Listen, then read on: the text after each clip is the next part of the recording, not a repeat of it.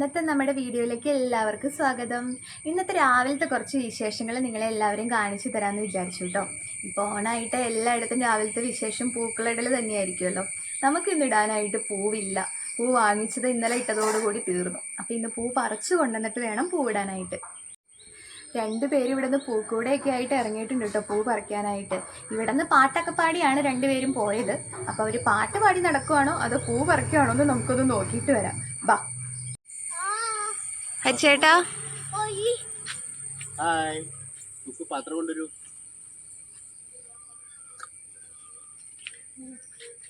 വെള്ളം മന്ദാരം എനിക്കും കുറെ പോയിട്ട്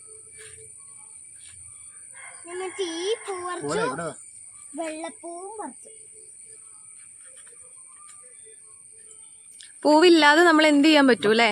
പിന്നല്ലാതെ ഉള്ള പൂ വെച്ചിട്ട് അഡ്ജസ്റ്റ് ചെയ്യും. പണ്ട് ഇതുപോലൊക്കെ ആയിരുന്നു.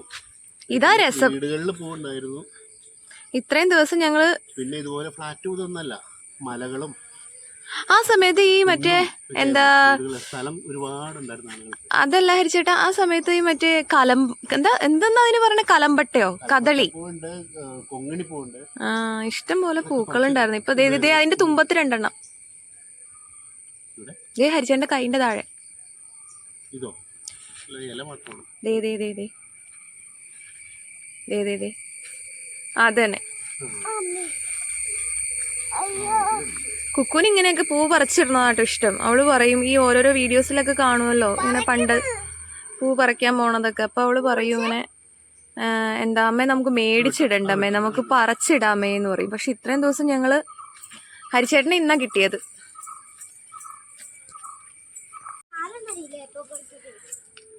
പൂ പറിക്കാനുള്ള പോക്കിലാട്ടോ അച്ഛനും മോളും. ഞാൻ ഫോണുമായിട്ട് ക്യാമറയായിട്ട് അവരുടെ പുറകെ. അടുത്ത പൂ കണ്ടുപിടിച്ചു കേട്ടോ ഞങ്ങള്. ഇപ്പുറത്തെ വീട്ടിലെ മതിലേല് കുറേ ശംഖുപുഷ്പം പടർന്ന് നിൽക്കുന്നുണ്ട്. അപ്പോൾ ഇതിന്റെ പേര് ശംഖുപുഷ്പം എന്നാട്ടോ ഹരിച്ചേട്ടാ.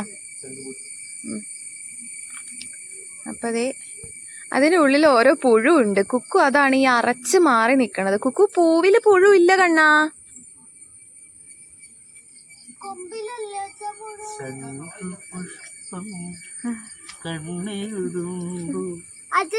കാണിച്ചേ കണ്ടോ, നല്ല വയലറ്റ് കളർ.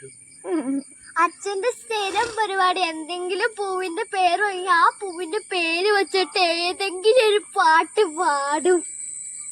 എന്തോരം പാട്ടുണ്ടെന്ന് അറിയാം പൂക്കളൊക്കെ വെച്ച്. ആ ഇനി വെള്ളപ്പൂ വെച്ചിട്ട് ഒരു പാട്ട് പാടിക്കേ നോക്കട്ടെ.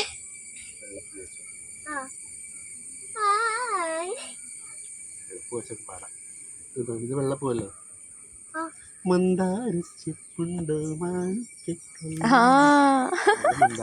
മന്ദാരം എന്നാ പൂവിന്റെ പേര്.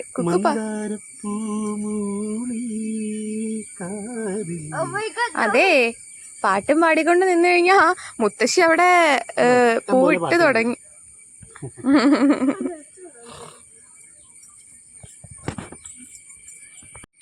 അടുത്ത പൂവിലേക്ക് കടന്നു കേട്ടോ ഞങ്ങള്. ഇവിടെ നല്ല വെയില, അത് കാരണം ഒന്നും കാണാൻ പറ്റണല്ലോ ചേട്ടാ. അപ്പൊ ശംഖുപുഷ്പ അവിടെ ഉള്ളത് അച്ഛൻ മുഴുവനും വാരി പറിച്ച് കണ്ണട കയറ്റി വെക്കൂ. അപ്പൊ അച്ഛൻ ശംഖുപുഷ്പ അവിടെ ഉണ്ടായിരുന്നത് മൊത്തം പറിച്ച്. ഇനി ഇത്രയും പൂ കിട്ടിട്ടാ. മഞ്ഞപ്പൂ മറ്റേ തൊട്ടാമടിപ്പൂവും പറിക്കുക.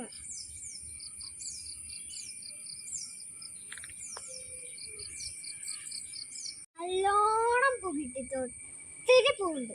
എന്തൊക്കെ കൊറേ ഉണ്ട്. മഞ്ഞപ്പൂ ഉണ്ട്, തൊട്ടാവാടി പൂവ്, കമ്മൽ പൂവ്, പിന്നെ ശംഖുപുഷ്പം. അതിന്റെ അടിയിലൊക്കെ വെള്ളപ്പൂവും ഇതൊക്കെ ഉണ്ട്. ശംഖുപുഷ്പം ഉണ്ട്. ഇതിനെന്താ പറയാ? അത് കമ്മൽ പൂവ്. കമ്മൽ പൂവ്. ഇത് തൊട്ടാവാടി. നമ്മള് കാതിലിടണ കമ്മല് പോലെയല്ലേ പൂവ് ഇരിക്കണതൊന്ന് നോക്കൂ. അതാണ് അതിന് കമ്മൽ പൂവ് എന്ന് പറയണത്. ഇത് തൊട്ടാവാടി.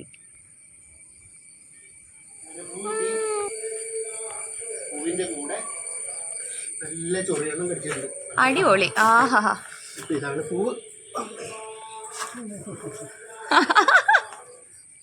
ഇതൊക്കെ നേരത്തെ അനുഭവങ്ങളായിരുന്നു ഹരിച്ചേട്ടാ.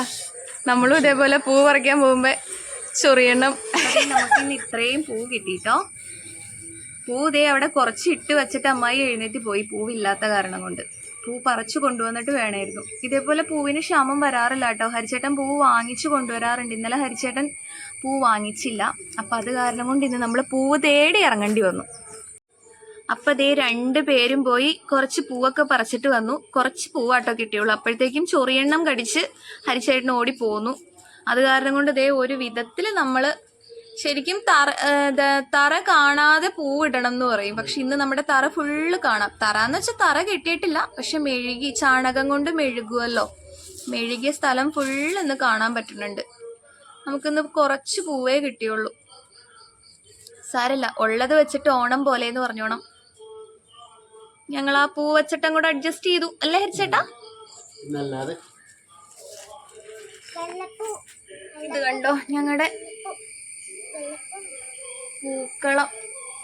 പൂവില്ലാതെ എന്ത് ചെയ്യാൻ പറ്റും?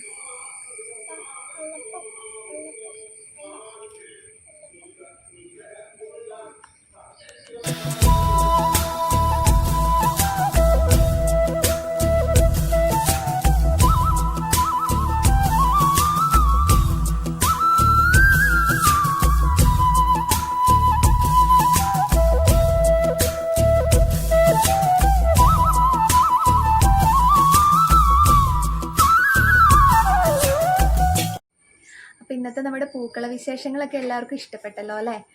അപ്പോൾ ഇനിയിപ്പോൾ നാളെ പൂരാടാണ്. നാളെ പൂ ഒരുപാട് വേണം നമുക്ക്. പൂരാടത്തിൻ്റെ അന്ന് വീടിന് പടിക്കലും പൂവിടണമല്ലോ. പൂരാടത്തിൻ്റെ അന്ന് പൂരപ്പറമ്പ് വരെ പൂവിടണം എന്നല്ലേ പറയണത്.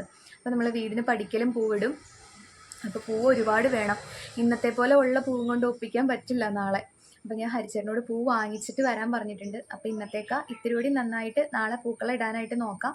നമ്മളങ്ങനെ എന്താ പറയുക, വരച്ചിട്ടൊന്നും അല്ല കേട്ടോ പൂവിടണത്. കളം വരച്ചിട്ടൊന്നുമല്ല പൂവിടുന്നത്. നമ്മൾ ആ പണ്ടത്തെ രീതി എങ്ങനെയാണോ അതേപോലെ ആദ്യം ചാണകം കൊണ്ടൊക്കെ മെഴുകി, പിന്നെ നടുക്ക് തുളസിക്കതിരും മുക്കുറ്റിയൊക്കെ വെച്ച് അതിന് ചുറ്റും തുമ്പപ്പൂവൊക്കെ ഇട്ട് നമ്മൾ അങ്ങനെ പൂവിടണത്. പിന്നെ ഉള്ള പൂവ് അനുസരിച്ച് പൂക്കളം ചെറുതാവും, ചിലപ്പോൾ ഒത്തിരി പൂവുണ്ടെങ്കിൽ വലുതായിട്ടിടും. ഇതൊക്കെയാണ് നമ്മുടെ പൂക്കള വിശേഷങ്ങൾ.